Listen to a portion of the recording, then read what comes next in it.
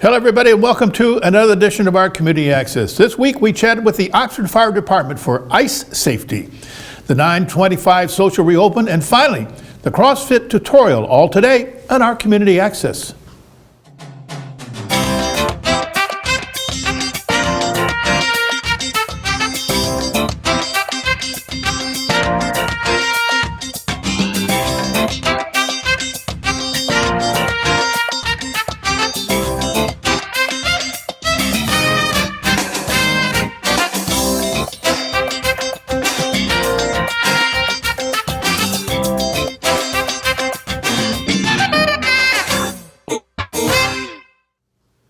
Welcome back. It's time. It's winter time. It's time to be careful with ice. With the stories are with our busy reporter, Alexis. We're not going to give you a reliable source of what good thick ice is, because it could start thick over here and it could change.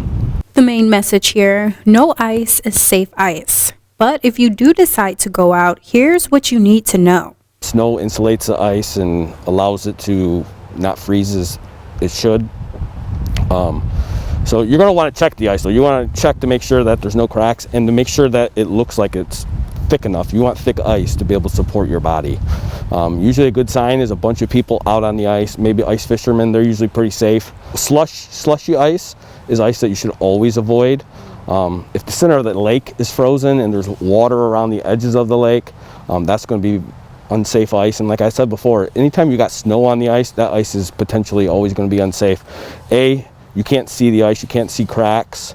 And B, the ultimate safety tip: you can never be 100% sure, even if you follow all safety precautions. Our stance is always going to be that no ice is safe ice. If you have a good long period of sub-freezing temperatures, that's when you're going to start to see the ice become safe. And like it's going to be when you have cold temperatures but not a lot of precipitation, not a lot of rain, not a lot of snow, because like I said, that's when you start to make the ice unsafe. A big question on residents' mind: what level of thickness should ice be? Some of the stuff online states anything above 4 inches is typically going to be okay to walk on, as long as it stays that thickness. We're going to recommend you never drive a vehicle on the snow, on the ice. As I stated before, you can't tell where the ice is thick and where it is thin. So, if you fall through the ice, Lieutenant France says this: the first thing you're going to want to do is stay calm, and the next thing you're going to want to do is try to get out of the ice in the direction that you came from. That's probably going to be the safest, the most sturdy ice. Going forward, the ice could get thinner, so that's going to be the easiest way to get out. So go out the way you came in. You're going to want to leave your clothing on. People think that because I have thick winter clothing on, that's going to absorb ice and drag me down. Actually, it creates pockets of air where you are able to where that's going to keep you warm and maybe keep you buoyant. So stay calm, go out the way you came in, and you're going to try to find the shelf ice. Most people like to have ice picks with them. You're going to jab the ice picks in while vigorously kicking your feet, and you're going to try to roll on the ice. Once you get back on top of that surface, you're going to want to try to spread your weight out. At any point during the winter, but especially when going on the ice, it's important to dress appropriately. It could save you from drowning. That includes layering up and covering all parts of the body. If you do fall in, once out of the water, Lieutenant France says, try to warm up, but from the inside out. The best thing to do is going to be seek shelter, get out of those warm clothes. If you have the ability to get into some, get out of those wet clothes, get into some warm clothes, and it's probably going to be best to seek some kind of medical attention to make sure you're not suffering from some type of hypothermia. The best way to warm your body is from the inside out, so warm, non-alcoholic beverages, stuff like that tend to help. That means don't run your hands under hot water, because that can cause more harm than good. Also, be cautious of going out by yourself. Professionals warn to always have at least one other person with you so someone can call in case of emergency. Oxford Township is manned 24/7 with a minimum of 4 personnel. So we have 4 full-time people minimum at the stations, and then we're backed by a paid-on-call system. So there's always somebody here. So as soon as 911 is called and the dispatch gets through to their system, they're going to dispatch us, and we have a response time usually under 6 minutes. So depending on how far away from the station are is going to depend on how fast we get there, but it's relatively always under 6 minutes. The department has a wide variety of tools to assist with an ice rescue. We have suits that will protect us. They're called Gumby suits or Mustang suits. They're essentially cold weather suits. If you've ever watched people on TV that are on ships, they practice getting in, and we can actually, we'll find our way out to the ice. Even if it's not safe, you know, if we keep falling through, the suit's very buoyant. So we make our way out there, usually using ropes. We're usually hooked to a tag line on shore. Once we get to that victim, we're able to capture them using some flotation devices that we have, and then with the aid from shore, we usually use that rope to pull us and the victim to aid. So we have ability to get out there. When it comes down to it, I think you just got to tell people like that live in this beautiful state that try to enjoy the winter, but just when you're on the ice, just use caution. Just be safe. There's so many variables that can happen that you just got to do it cautiously. Fortunately, the only ice rescue the Oxford Fire Department has seen recently is a deer. Good job. Next, Alexis went to the reopening the 925 social. Again, it's Alexis. When we were allowed to reopen back a few months ago, we decided not to. We actually took, the time to really create our space into what we wanted to showcase. So we had the option of opening before the second closure, and we decided to just keep focus on what we were doing. So where we're at right now, I'm ecstatic that, we just want to get back to doing what we know.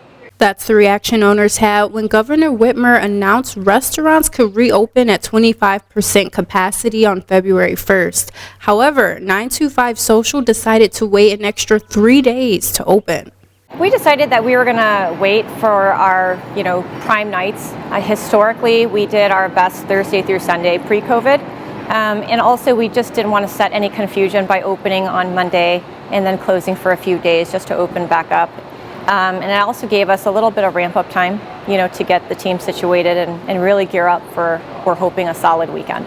Lisa says it's a sigh of relief to get back into the swing of things. Previously, they were only doing things like curbside pickup and online orders.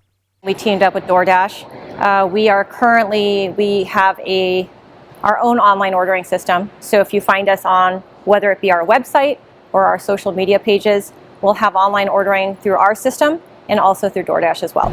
Perfect. Where can people find that app? Is it in the App Store? Do they go online? They can find us in the App Store through DoorDash. They can find our links all throughout our social media pages and our website as well.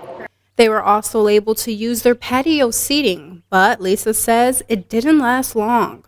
We had a little bit of patio seating during the warmer months, but we didn't really rely on it. And as it got into fall, we had to stay innovative during the process rather than honing in on our patio seating.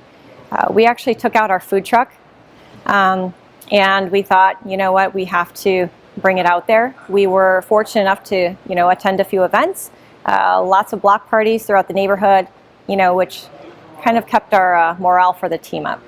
Some may remember the food truck and where it previously sat inside the restaurant. It served as their main kitchen before the new renovations. So our food truck actually sat right where that gray wall is. That was just recently built out.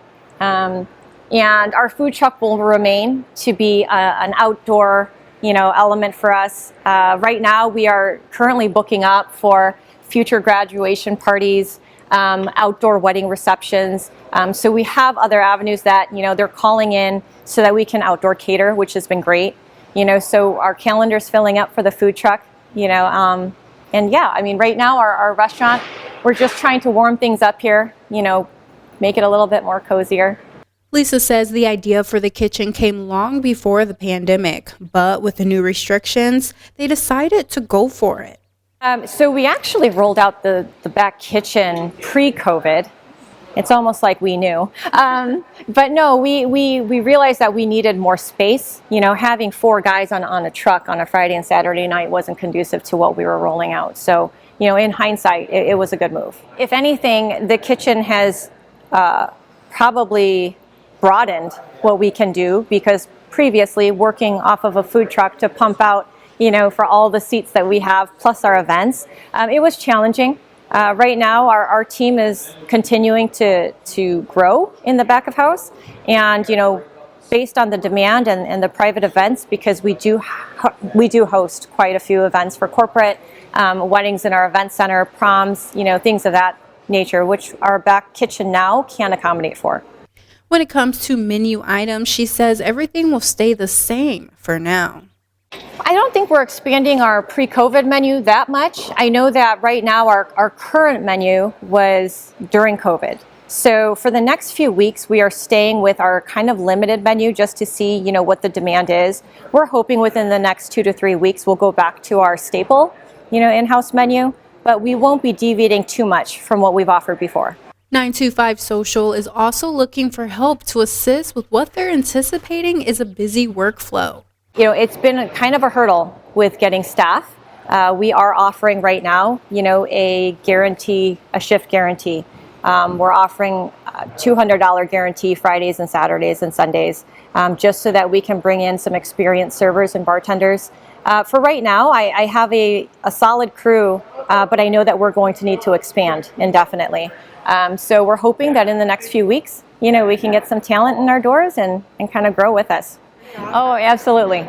We are hiring for all positions front of house.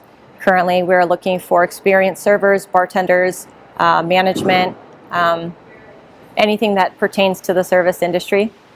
Reopening for indoor dining isn't the only thing ramping up at the Legacy Center. Lisa tells us there's plenty to be excited for. Pre-COVID, we were constantly evolving, and I think for us the key was to stay innovative through the process.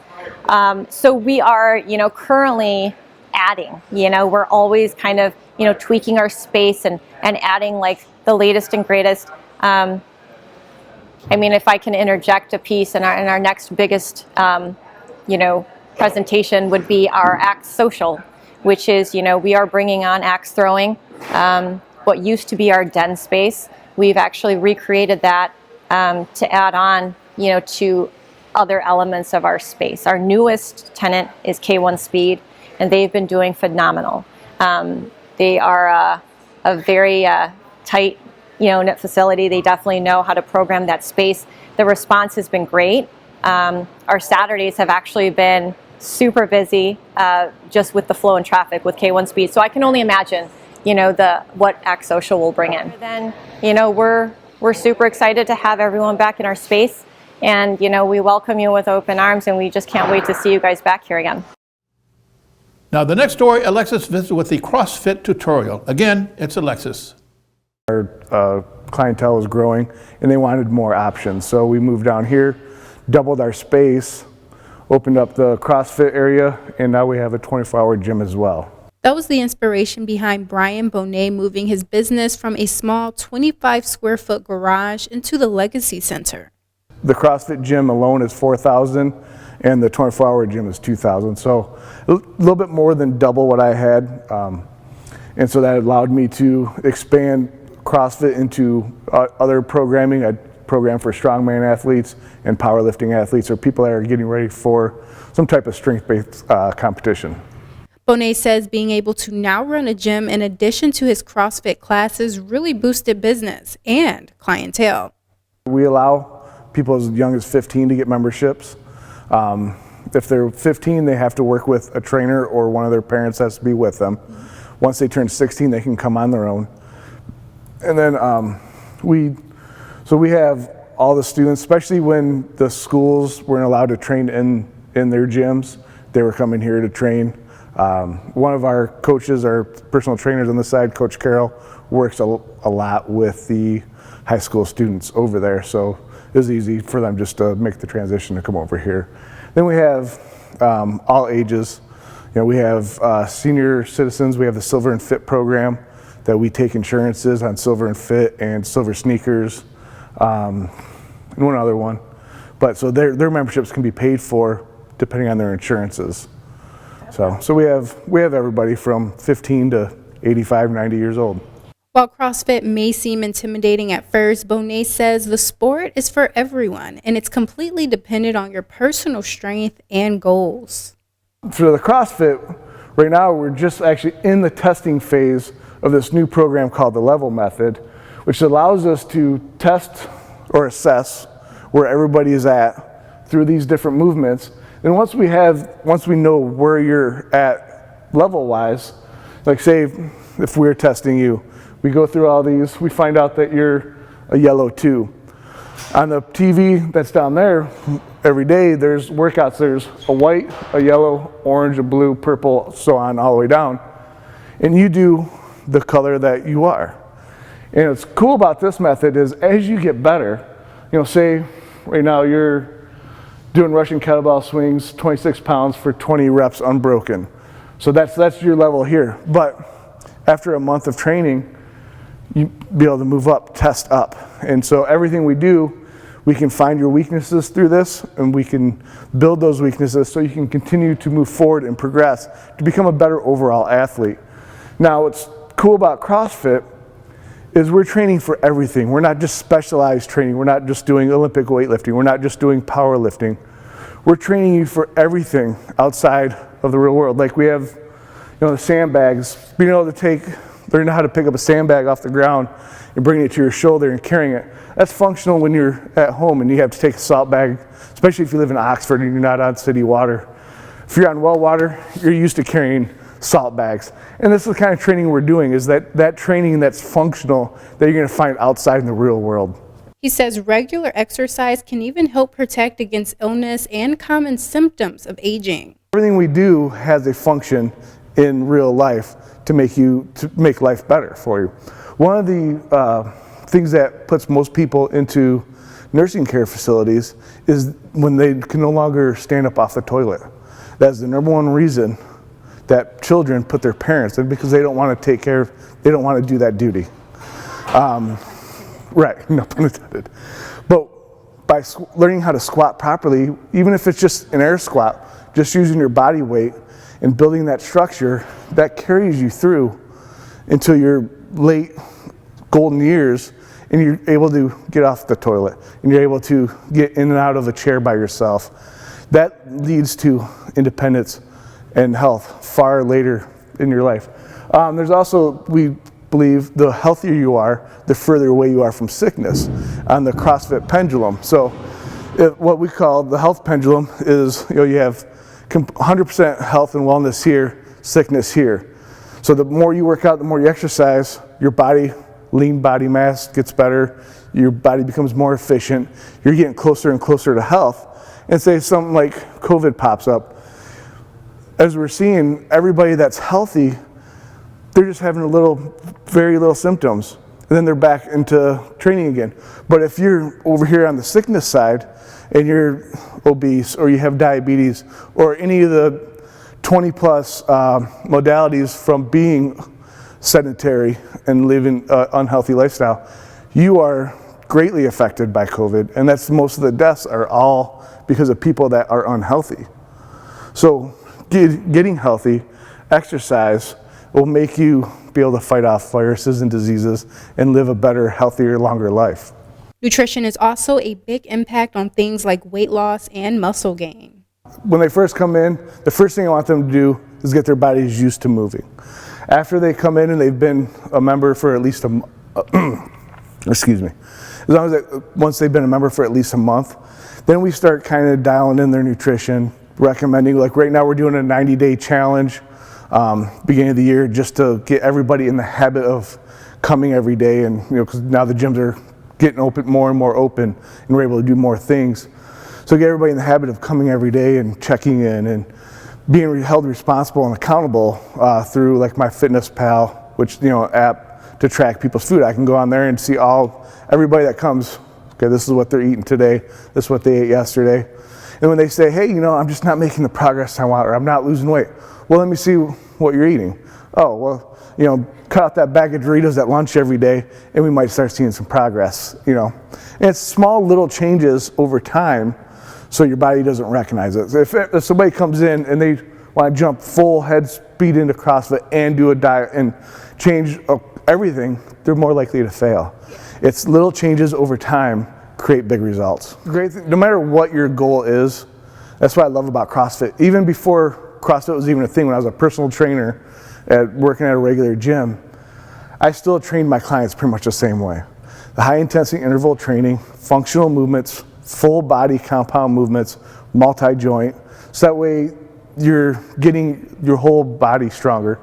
Just people have the notion that doing cardio or getting on a treadmill for an hour, they're gonna burn calories. Yeah, they burn calories then, but it only speeds up your metabolism for 4 to 6 hours after your workout. Where weightlifting and HIIT training or doing sandbags or sleds or whatever, where you're using all your muscles, that speeds up your metabolism for 48 to 72 hours. So you're burning a plethora way more calories. And every pound of lean body mass that you gain is 90 more calories a day you burn at rest. So the more muscle you get, the less fat you'll have, and the leaner, more toned you'll look. Bonet says there's no pressure to come every day. So for us, like I said, we assess and test new members. We have a designated class time, 6 p.m. Monday through Thursday, just for new people to come in and start learning the fundamental movements if they don't want to go into a class. A lot of people are afraid to jump in to an advanced class, even though we gear it for everybody. But so we offer that 6 p.m. time, Monday through Thursday, so new people can come in and just start to learn the movements and in a less class type environment, a more one-on-one personal. You teach them the right. Yeah, where they get a lot more dedicated time to the movements instead of being in a bigger class of 10 to 12 people. And then we also have personal trainers. A lot of people, they're afraid of that class environment, or they just want somebody to work with them one-on-one to help them. And we have 2 great trainers. One of our trainers over on the other side, Coach Jules, she herself has lost over 200 pounds. Oh, wow. She started her fitness journey at 420 pounds, and now she's at 180. So she's just killing it. But and she's one of those people. Small changes, big results. It's taken her 6 or 7 years on that journey, but she's doing great, and she competes in strongman. She just did a strongman in Kentucky 2 weeks ago, and so but because of her journey that she's been on, she's able to relate to a lot of clients. Be like, hey, we're not going to get this. You didn't get overweight in 30 days. You're not going to lose the weight in 30 days. You've taken a lifetime to get where you are. Your body doesn't want to get rid of it. We're going to it's a slow process. Little steps, we'll get there. And if you're wondering why you should listen to him, well, the list is endless. I've been personal training since the Marine Corps. I was in the Marines in 94 to 98. While I was in the Marines, my platoon put me in charge of getting some of the overweight Marines or the injured Marines back to fleet ready. That's where my passion for personal training started. So from there, and I got out of the Marines and just started working regular job, but I did personal training on the side for a few years. And then I was like, my passion is personal training. So I went full-time personal training. And then I was supposed to be on America's Got Talent for the stand strength team. Okay. I break stuff at schools. I break baseball bats, tear phone books in half, and stuff like that. And America's Got Talent flew us in to do a interview because they wanted us on the show. So while I was waiting to find out if I was going to be on the show or not, I was like, man, if we win, this much money. So I started spending the money in my head. I was like, what do I want if I had this much money? Well, I want a gym, And so I started looking at it. I was like, you know what? Even if I don't get on the show, I have the resources that I can still open a CrossFit gym right now. And so that was 10 years ago. I opened the first location, and then we moved here 5 years ago. I opened that gym 4 years ago, and then I opened one in Waterford. Unfortunately, it closed permanently due to COVID. But yeah, we've been just been a long journey. I've competed in CrossFit. I've won CrossFit competitions. I won bodybuilding competitions. I've won strongman competitions. Right now I'm the Michigan State Chair for Strongman Corporation. I'm also the head judge for Strongman Corporation internationally. So any big competition, any national levels or pro competitions, I'm there, I'm judging. Next time we catch up with Bonet to demonstrate how some of the workouts are done and ways he trains his clients. Reporting at the Legacy Center, Alexis Ware, Oxford Community Television. Well, there you go. They're great stories from Alexis Ware and good community access. So for reporter Alexis Ware and our technical director, Alexis Honey, Dan Weiss, and our editor, Terry Stiles, I'm Bill Service. We hope to give you again our community access.